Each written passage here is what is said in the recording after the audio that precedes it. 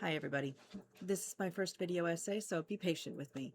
I do have to look at my notes periodically because there's just no way on earth I could remember all this. I'm not going to try to be perfect because nobody is perfect. So, fair warning, just thought you ought to know I'm not even trying to be professional. There's also a spoiler warning for Worm by Wildbow, the web serial, Star versus the Forces of Evil, the Disney show, and a book called Black Angel by Mariah Yorba.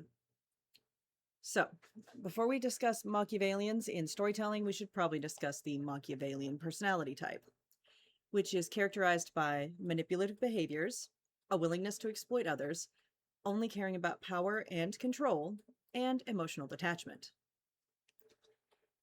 In fiction, Machiavellianism is used to describe someone who is clever, conniving, manipulative, and resourceful. By that, I mean they'll use every resource they have to the best of their ability, and that does include people. They tend to be ends justify the means, as in, like, no problem lying to people to get what they want, may use a few lives to save many, or simply just to further their own means. And they're not always for the greater good, though some of them see their motives as the greater good. That's typically paired with, narcissism. Um, they also tend to have multiple contingencies and pathways for the plan. When you're writing a good Machiavellian, especially a villain, there are a few things to keep in mind. Machiavellian does not always have to be a villain. It can be an anti-hero or a vigilante, but they're never going to be a true good guy. The best example I found of a good person being Machiavellian is actually Koro Sensei from Assassination Classroom. They can have characters to play against them as normal intellect, that's fine. But at the very least, a character should not be stupid when playing against a Machiavellian. Now, that being said, if they're being stupid due to lack of sleep, mental strain, or some other manipulation tactic by the Machiavellian, at least there's a reason for that. If your plot relies on regular stupidity, it's a bad plot. If you state that someone is intelligent, you need to show it. You can't just tell me someone's a Machiavellian and then have them act stupid for the rest of the book or storytelling in general. It's very important when writing Machiavellian to do your research, whether it be in psychology in general or science that the Machiavellian is using, because you can't just have shenanigans unless that's how your magic system works, which in Black Angel, there are shenanigans ensuing with the Black Angel magic. I highly advise against trying to write a smart or clever character if you don't know anything about being smart or clever or even what they're discussing. And the final thing that's more important with Machiavellians is have a valid reason why they know what it is they know. You can't just have him be like, oh, he just knows or just figured it out with not having anything shown as to how he would know or be able to figure this out. I also wanted to just take a moment and let y'all know that I'm about to reach the spoiler part of this essay. You're welcome to stop here and look into the things I've told you about, or the materials I told you about, and come back later, that's fine.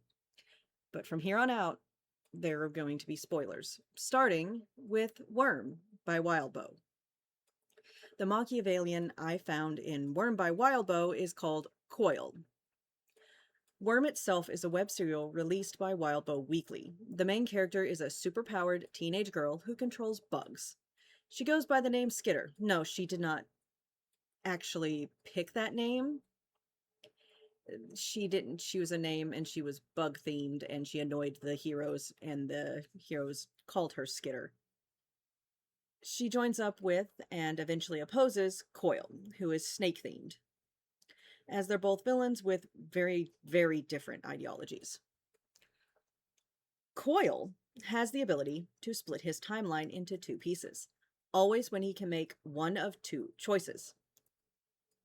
Typically, he uses it to split his timeline overnight, so that one version of himself is sleeping its full 8 hours, while another version is in his office doing research, checking on the stock market, just getting information he can use in the morning.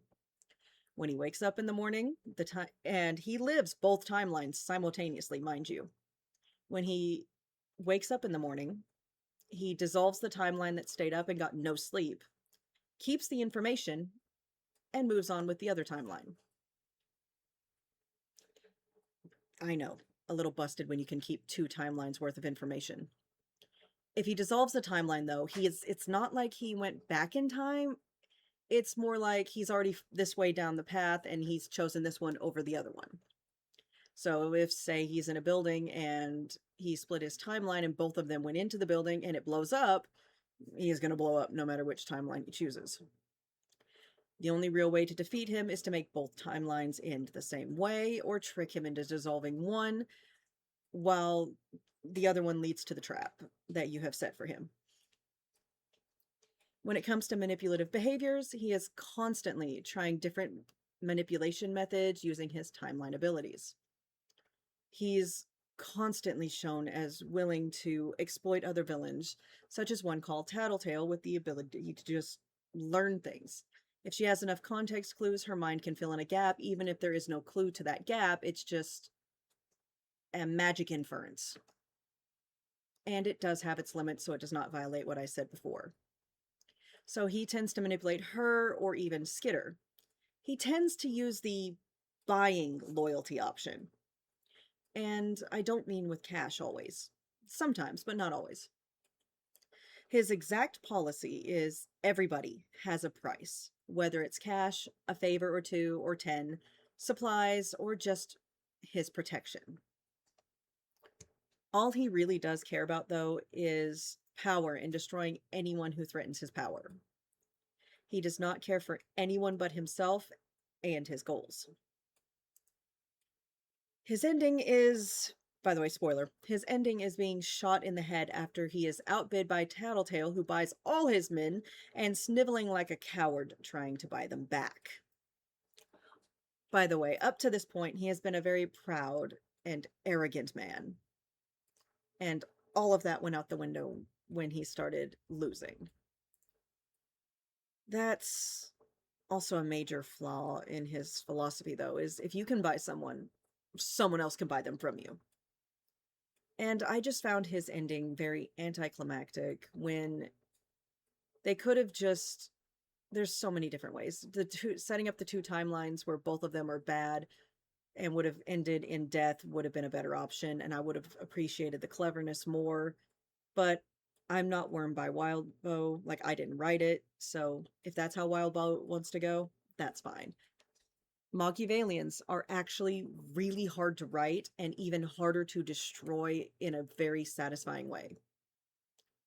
I will get to why I know that in a minute. The second form of media we're going to talk about is Star versus the Forces of Evil. Star is about a princess of a fictional world called Muni. She is named Star Butterfly, and she is sent to Earth as a sort of boot camp for her rowdy, rambunctious use of magic. While she's there, we're going to be honest here, teenage shenanigans happen. She's a teenager. She goes to high school. It happens. During season 1, they actually introduce a character named Toffee, who is the closest to a Machiavellian that is my preferred type anyway, that any form of media that I have had nothing to do with involves. So, Toffee is a Machiavellian lizard monster. Don't look at me, their species is named Monster. I actually cannot pronounce his proper species name, whose entire goal is to overthrow the humans of Mumi, and destroy magic. He is seen as unfailingly polite and often in his suit. He actually is introduced as a minion for an existing villain, Ludo, a kappa. As, well, an underling minion, helping to, it's called Evilness Efficiency Expert. And he spends this entire time undermining and manipulating Ludo, trying to take his position because Ludo has a monster army, as Ludo is he's actually monster royalty.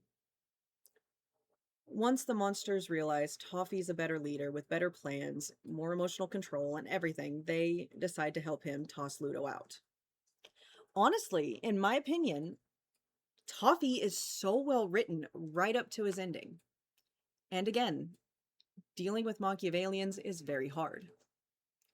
One of the examples of his well written behavior is when he's introduced, he's in a setting where he's getting interviewed. And he's actually one of the last applicants to come in. And he comes in offering a solution to Ludo's headache from dealing with everyone else. And when Ludo realizes he's there, he goes, "How did you get in?" And Toffee answers him, "I let myself in." "When?" "When you hired me." "I hired you?" "I accept." Excellent. Every clip I've seen of people mentioning this scene with him leave out the fact Ludo not only fell for this, but commended himself on hiring Toffee with excellent. Yeah, Ludo's kind of an idiot. He's very easy to manipulate. During the series, Toffee took one small piece of info that Ludo ignored, that Star was blindly obeying fortune cookies for, fish out of water reasons. And he immediately began to hatch a plan. He put in a fake cookie meant to manipulate Star, and it's actually Ludo's actions and impatience that caused it to fail. The next time we see him and Ludo are watching Star via a part of Mumin legend, a floating eye she thinks is all decoration. It's supposed to represent that the royal family's always watching you monsters, is her words. So she doesn't actually think it's a camera. Even in this framing for that shot, we can actually see that Ludo is on a stool while Toffee is sitting in a throne-like chair, trying to portray Ludo as not the one in charge. And even though they know Ludo is in charge, like his army does, this framing starts to subtly shift that. He's actually seen to be learning Mumin history as he's watching this feed, which is interesting for a reason I'll come back to later. Actually, no, I'll go ahead and tell you. So, he was actually part of the monster uprising that the holiday that she is celebrating, mind you, was mentioned. Like, he was part of this history moment. He's immortal. He cannot die of old age. And it's actually that event where we find out that Toffee had lost his finger. He uses his advanced planning and Ludo's cowardice and general ineptitude to undermine him and take over his place.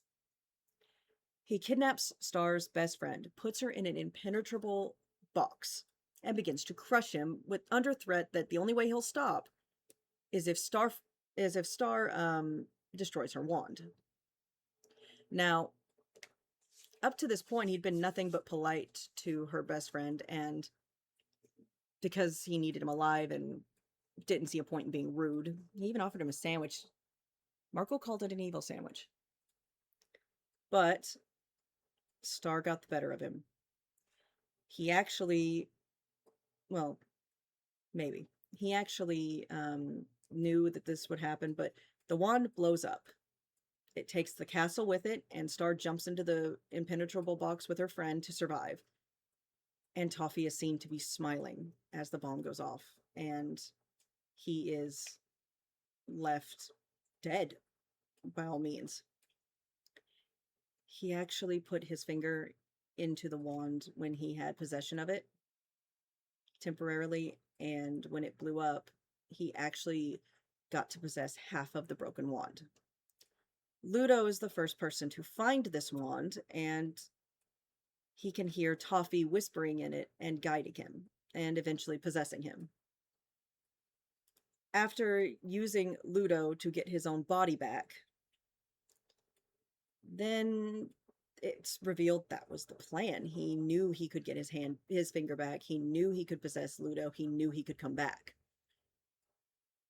By that point, Star's family and all the main characters they've lost. They have no magic. Star's presumed dead. and he turns his back on the family, the remains of the wand, and he walks away. He turned his back on a family well known for pulling shenanigans out of thin air and turned his back on them without ensuring they were defeated. Granted, nothing would have helped him as Star reappeared from the wand, got a whole new form and a massive power up, and then basically obliterated him. I have a problem with he indulged in his arrogance and turned his back on them and walked away. I just have a major problem with not wanting to, with someone of that intelligence, not wanting to make sure that their people are dead. Like any good Machiavellian, there are great reasons for his actions and how he knows things. He knew the queen of old, as she was the one who took his finger off in that war, and he watched her. Throughout this whole time, he is watching her, looking for a weakness in her, in the kingdom, so that he can get access to that wand and destroy magic. He was fine with magic. He really wasn't that bothered by it until he realized it could take his finger off and damage him in a way that he cannot fix. And I'm also convinced part of why he tried so hard to get that hand, like his finger, back is just to prove he could. He was not just present at the time of the Monster Rebellion. In a flashback in a later episode, we actually see that he was the leader, and that's why he was talking to Star's mother.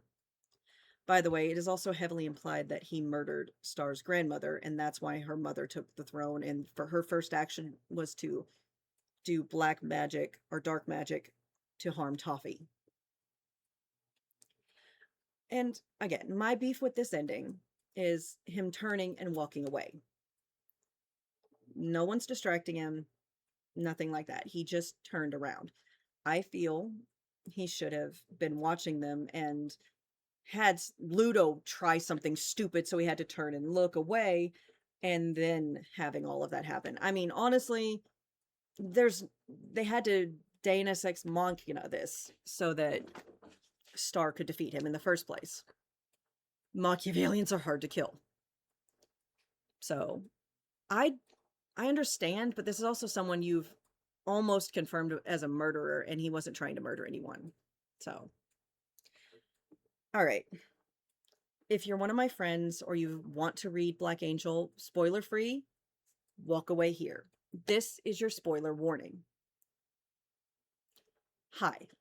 Now that you're still here, it's actually my beef with those two endings that I've already mentioned that brought on the next thing. Disclaimer. I am Mariah Yorba. I wrote Black Angel with my husband.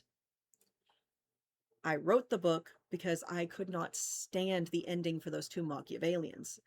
I feel Toffee was a major wasted opportunity, so I wrote a book with a character who is also Machiavellian in a different universe. Let's go ahead and cover it. Again, spoiler warning. I did write this book with the intention of people being able to reflect on it or go back and read it a second time and catch things they missed. So, it's not a major spoiler, but I would prefer it if you could get your chance to read it before you go on. Well, Liliana Stargazer is Death Incarnate, a living battery for all death magic. She works at a werewolf shelter during the day with her best friend, Nick Phoenix, using that to hide from the world and pretend to be a normal person. Since she's the only one who can do Death's job of maintaining order by keeping incarnations in line, yet is not doing that, Dante English, known to the world as Lord English, kidnaps her, outwits, and manipulates her so that she willingly takes a blood oath to obey him under threat of harming Nick. And he uses her ruthlessly to get the job done. That is our villain, Dante English. I, again, just wanted to give a quick disclaimer. I personally did not write Dante English. My co-author and husband did. And even he says Machiavellians are very hard to write. They are very hard to kill without leaving the audience feeling like it was an anticlimactic or just unsatisfying. Using trying to kill them using Deus ex machinas is very, very complicated. I will explain our ending as we get to it. Bear with me. Dante actually manages to manipulate and break Death, like her psyche, down to the point that he gets a hold of her magic signet ring and becomes, for all intents and purposes, Death, allowing him to control her Reaper army. He still can't reap incarnations, as that is something that only she can do. Just for the record, incarnations are all living batteries of different elements. There's earth, wind, water, fire, wild, life, time, and death. But the reason she can't leave his island and why she stays around and why she's doing what he says is, rather early on, he just drops her identity and doxes her to the world. And that means that if she went back to normal society, she would never know a moment's peace. She would always have people following her, trying to bother her, trying to get them to kill someone for her, or to get revenge for someone who died. So, the simplest way to make her stay on his island, make everywhere else awful.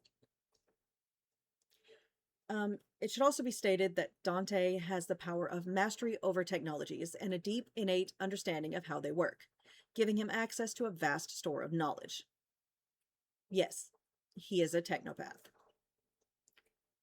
For his personality, he has all the perks, or all the hallmarks, of Machiavellianism. He has an extensive network of informants, resources to spare through manipulation of the black market.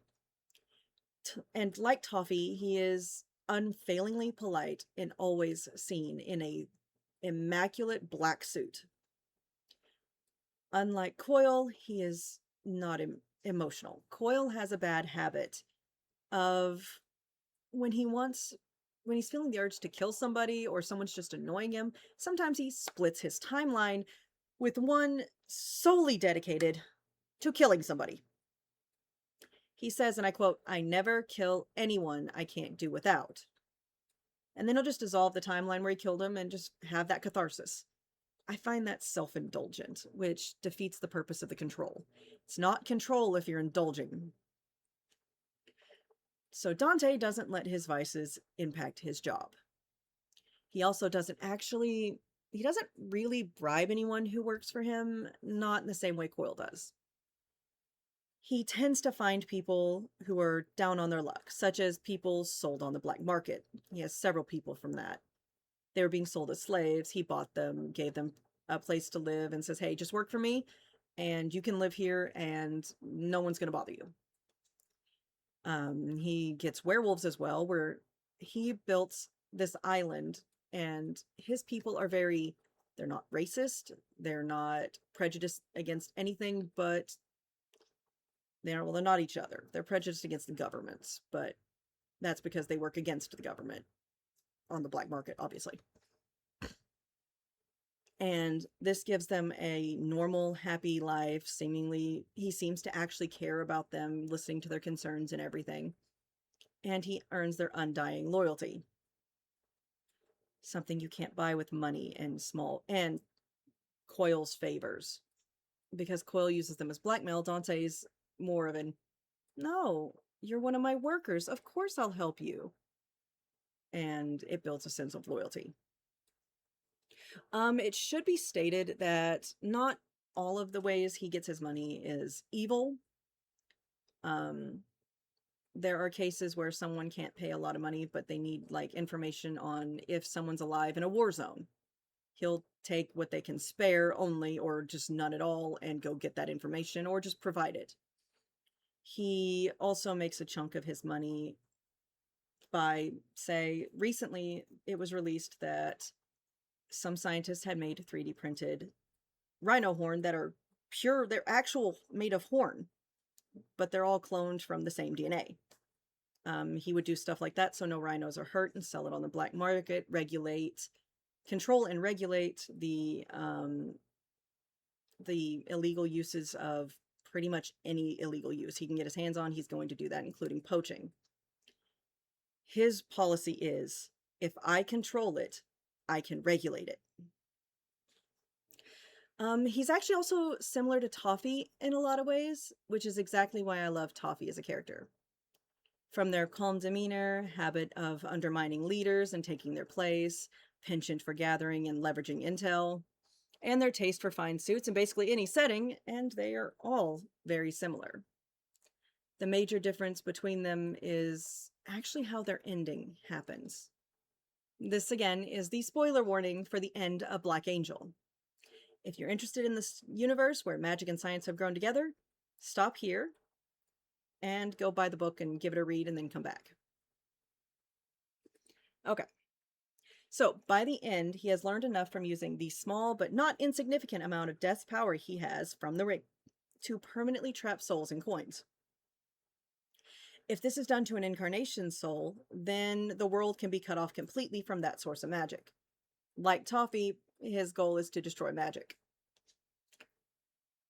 Well, he also learned to make a coin that stored souls but didn't trap them. And through an incident that happens, he actually places it in Liliana's heart wall, so that when she uses her death magic to swallow a soul for later use, something he'd seen her do before, he knew he could use the coin to keep his soul safe while slowly weakening her will, and possessing her body, effectively becoming death and able to reap even incarnations. This matters because by then Nick is an incarnation of fire, having replaced the original, which Dante had her kill. Now, about the swallowing souls. Death can hold souls in her hand, or she can swallow them and they get stored in another dimension that is her soul stomach. That's how I describe it anyway. I'm the one who wrote Liliana itself. Like, I wrote the main female character, the universe, several NPCs, while my husband wrote the main male, Nick. He wrote Dante and other NPCs that run on the rules I wrote. Dante was brought down by information nobody had. I mean, I had told my husband how these mechanics worked, but in universe, no one else had any access to this information. Because if anyone had had this information, Dante would have. His network is so extensive. The spell he used to bind her, the Blood Oath, most Blood Oaths won't work on incarnations. They're just too big and too powerful. But there's one that does. Liliana herself is one of the creators of it, so she knew exactly what it was he was doing. It was not... She didn't go into this blindly. She just looked down, saw this thing, and said, oh, that's what he's doing. But he did actually change how it worked just a little bit, and she thought that he altered it to make it not, and it didn't work with his changes. She was very wrong. Because he took his existing knowledge and this very old, very, very old information and turned it into something new, which is one of his specialties. You see, what actually brought him down is the idea that Nick, Liliana's best friend and a fire user, at this point, incarnation of fire, getting Death's ring created black fire called Wither Flame. It is death magic. Nick cannot use fire magic and heal simultaneously. So he realized, I can't heal if I set myself on fire like this, but if I'm in contact with her body and soul will be okay, and the soul that is not her will burn. And yes, we made sure to establish that he cannot use both magics at the same time.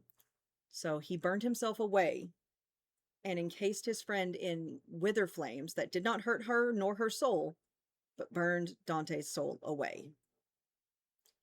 This is pieces of information no one else had. Liliana is not a fan of the original incarnation of fire. His name was Apollo, and she hated him so much.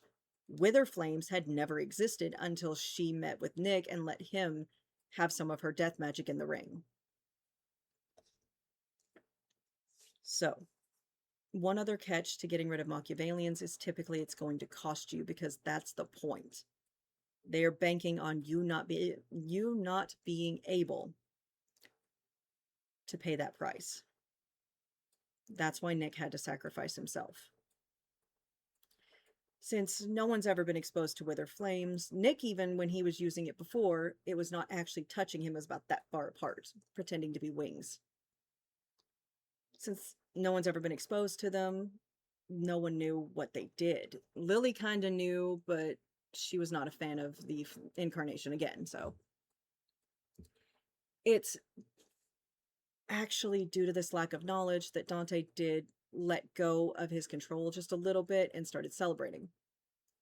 That, and it is noted that when you're exposed to death's magic, it's kind of a very heady or high feeling. Even Death herself has experienced that in the book. So it's why she's kind of backed off a bit from her job. I mean, she does have millions of Reapers to do it for her, inefficiently. And yeah, that's Dante's ending. He burned away because of knowledge no one had, an unprecedented and unique situation. And again, I just wanted to emphasize that, yes, I did write the world, I did write its history, I did write Liliana, as well as several background characters. My husband wrote the villain I just mentioned. I was analyzing his writing of a Machiavellian. And he did also write Nick and several background characters that I didn't. I wanted to point this out as well because he did extensive research on Dante and the magic and science and tech and everything with me and the internet to find out how these things would mesh together so that he could use them properly in this world. I spent so long being very careful that Liliana didn't just do something because that's what we needed the plot to do. I have a major pet peeve with people going against smart characters and going, oh, well, this needs to happen for plot, so we're going to have this person act out of character. That's not good writing. Good writing involves having someone act in character. If you need them to do something that's typically not something they would do, then you need to get them to the point they would do it. It actually took me several pages further through the book to get to the point I actually needed in the plot for Lily to take that blood oath. And that was an important step that I have never regretted. I made sure these steps were taken because handing Dante a victory is not how I wanted to do this. I wanted him to earn everything that he got. And it's important to me that people earn what they get in books. I wrote this book, actually, this entire book exists, not just because of those two characters, but because I didn't like the way someone else wrote the magic and science working together thing.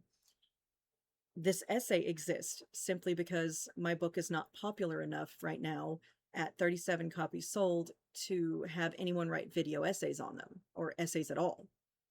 So I thought I would do it. Thank you, by the way, for listening. That's all I have for now. Let me know down in the comments if you want me to cover any more Machiavellian characters, such as Koro Sensei, or even some other books. I have other books and storytelling methods I can use, actually. I do not take reading recommendations as I am a very picky reader and only read what the ADHD monster in my head wants me to. Same goes for shows and movies. Thank you all for your time and have a lovely night. Cheers.